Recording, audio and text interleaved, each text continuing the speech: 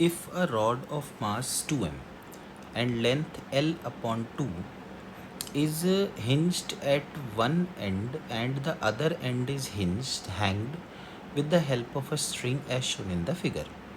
If string is cut at t is equal to 0, find the angular velocity when the rod becomes vertical. तो ये एक rod है, इस rod का मास तो कितना दिया है, 2m दिया है, और लेंथ इसकी L/2 दे रखी है, लेंथ इसकी दे रखी है L/2। ये एक रस्सी की मदद से ऐसे हिंज्ड है एक तरफ से, और दूसरा तरफ जो है वो तो मतलब एक तरफ हिंज्ड है और एक तरफ हैंग कर रही है, ये हिंज है। तो यही हमारा एक्सेस हो गया।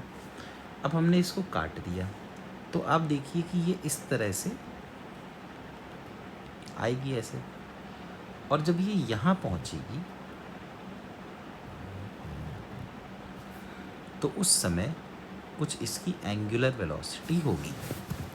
तो इसका लॉजिक बहुत ही सिंपल सा है कि जितना पोटेंशियल एनर्जी डिक्रीज़ होगी उतनी ही काइनेटिक एनर्जी इंक्रीज़ होगी। तो अब देखिए, अगर हम इसको हिंज को रेफरेंस लाइन मान लें, तो शुरुआत में ये सेंटर ऑफ मास यहाँ पर है, सेंटर ऑफ मास कितनी दूरी पर है हिंज से, L/2 डिस्टेंस पर। तो सेंटर ऑफ मास की जो हाइट है वो हिंज के कितने नीचे होगी, L/2 cos 60। तो हम लिख सकते हैं इनिशियल पोटेंशियल एनर्जी को -2m g और L/2 cos 60, क्योंकि मास है 2m, लेंथ है L/2 cos 60 ये वर्टिकल हाइट है, और माइनस इसलिए लगाए क्योंकि रेफरेंस लाइन के नीचे है। मतलब कितनी पोटेंशियल एनर्जी हो जाएगी, -mg/L और cos 60/2 है। तो this will be the initial potential energy. अब मान लीजिए ये इस तरह से चलते हुए वर्टिकल पोजीशन में आ गई, तो इसका जो सेंटर ऑफ मास है वो भी यहाँ पर आ गया। तो अब सेंटर ऑफ मास कितना नीचे पहुँच गया, अब सेंटर ऑफ मास पहुँच गया नीचे L/4, है ना।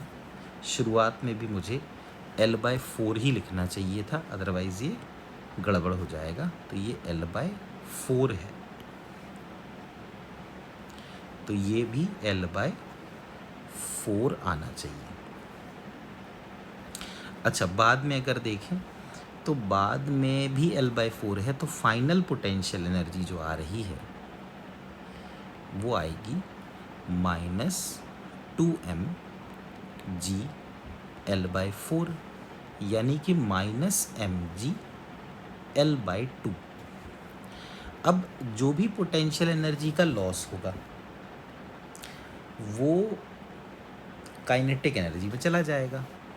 तो काइनेटिक एनर्जी तो होगी 12I⍵²। तो मोमेंट ऑफ इनर्शिया होगा, चूँकि रॉड के एंड से हम पास कर रहे हैं, तो 1/3 और 2m और L/2 का स्क्वायर, यानी कि ये आया 2m L²/4 3 12। इसका मतलब ये बन गया m L²/6। तो हम लिख सकते हैं u इनिशियल, k इनिशियल तो 0 है, is equal to u final plus k final i और ये हाफ और ω², हाफ i ω²।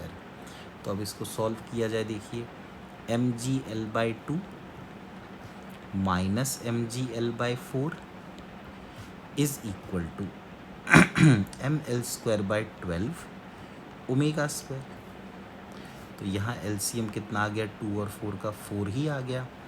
तो 2 mgl माइनस mgl करके mgl/4 is equal to ml² ω²/12। तो ये 3 आ गया, m से एक m कट गया, एक l से ये l कट गया, तो ω² की वैल्यू आ गई 3g/L। इसका मतलब ओमेगा की वैल्यू आ गई √3g/L। तो देखते हैं कौन सा ऑप्शन मैच करता है, √3g/L। तो इसका आंसर होगा फर्स्ट ऑप्शन।